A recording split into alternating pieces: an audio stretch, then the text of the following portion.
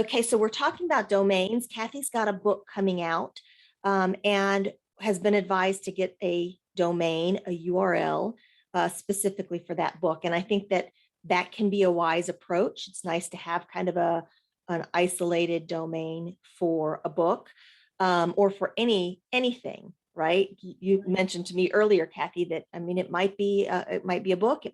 You could have it redirect to an Etsy store. You could have it go, to your Facebook profile if you wanted to. So a domain itself, and that's, www.kathyyork.com is Kathy's domain, or worryfreesites.com is my business. That's your domain. And so we were talking about, well, if I'm searching for domains and I see one I like, is there a need to capture it right away because there's some mysterious force out there that is looking at interest in domains and they're going to register it before I get a chance. And I said to Kathy, well, I mean, it's a good idea. If you see something you like, it's probably not a bad idea, but don't turn into me. I'm a domain junkie. I've got hundreds of them that I've never used, right? Because of that approach. And you really don't need to. There's so many extensions anymore on domains. So we've got the .com, that was kind of the original .com, .net, .org, right? Were the original domains or traditional domains. And now it's just expanded. Every country has its own. You see .co a lot now, and people associate. What is that? I do see that. So people associate that with company, but I believe it's Colombia. I believe it's actually the country code for Colombia. Oh. And you mentioned .au, and so that's Australia. And so every country has its own, domain extensions. And but there's also some general ones like .pro and .store and .online and .website. And so there's a lot of ways to register a domain that if you're not finding the one that you want because it's already registered, then pick a different extension if it's important to you. We also see people put dashes in. So maybe instead, my domain is worryfreesites.com. And I'll tell you why, because somebody else has worry-free websites and doing something similar. One reason, and also because Worry-Free Sites is a little more short and concise, and I just like the sound of it better. But I could have gone with worry-free sites, right? Or something like that. The only problem with that is it's harder for people to key that in. So you want to keep it as simple as possible because somebody's going to forget the dash. Exactly. And you have to explain it every time. And so be cautious about domains that you have to spell, intentional misspellings. You're going to have to spell it every single time, right? If it's an intentional. So the only thing I can think of top of mind is the Fire Festival, which some of you know was a huge debacle a few years ago, but instead of FIRE festival, it was spelled FYRE, and for whatever reason, right? But things like that, you have to spell them out every time. So try to find something that is easy to say and to remember. The other thing you can do is if you have a primary domain, like Kathy has kathyyork.com, right? You can create an extension of that on your own website. And there's a couple ways to do it. So like I had mentioned to you, Kathy, it could be kathyyork.com/book. And that points to a specific page on your website. And you would have that page be about your book, or kathyyork.com/non-overwhelmed book if you want to get the title of the book or the topic of the book in there as well. This is why I don't do my own website, because I don't know those things.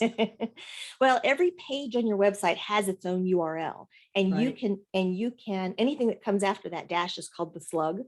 And you can modify that, right? You can decide what that slug is going to be.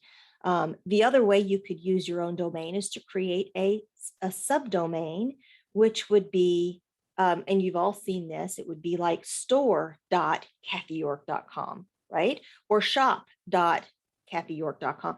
So you could have book.kathyyork.com, and that subdomain is seen on the web as a completely unique website.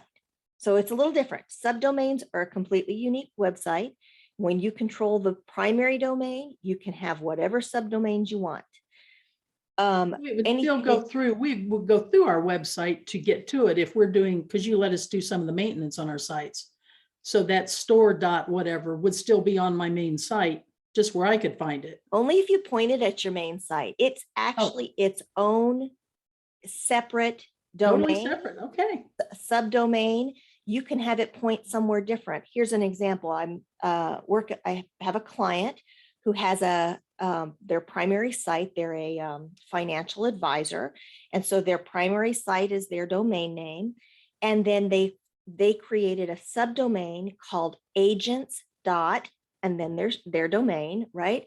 And that actually points to their agent portal. So their employees can log in to their software. Nice. And it's provided by a third party. So they've got that all arranged with this third party. So agents dot, and then the Wealth Partners domain goes to their agent portal. So that's called a subdomain. You can point it to a page on your website if you want to, but it can go somewhere completely different too. So you could have, and you can set up a redirect for that, right? So you could have book.kathyyork.com point to your book where it lives on Amazon if you wanted to, right? You could have it We're going to have to do that. I love that.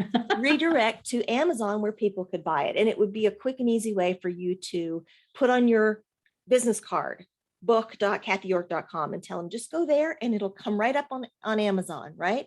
Or you could put it on a flyer, or you could put it wherever you want. But anyway, so there are ways to use the domain that you have already for different things. And a lot of people don't know how subdomains work, but they're a great way to say, okay, my primary domain is this. I want this to be my brand. I don't want to dilute my brand with a whole bunch of different URLs. And let's, use subdomains then to point to different properties or different software, different products, whatever you want to do. So different websites. Right. But the search engines see subdomains as completely different websites. So if you're thinking about search engine optimization and trying to encourage traffic to your website, shop.kathyyork.com is considered completely separate. So the traffic that you would get to that is different than the traffic that you would get to your primary website. Oh, that's good to know. kathyyork.com/book, if that's part of your website and there's a page on your website, that's all traffic that goes to your website, and the search engines recognize that as traffic to your website. So that's sometimes an advantage to using Good it for ranking, maybe. Yeah. exactly as an extension of your domain versus a subdomain of your domain. So that's what I have about domains. Great.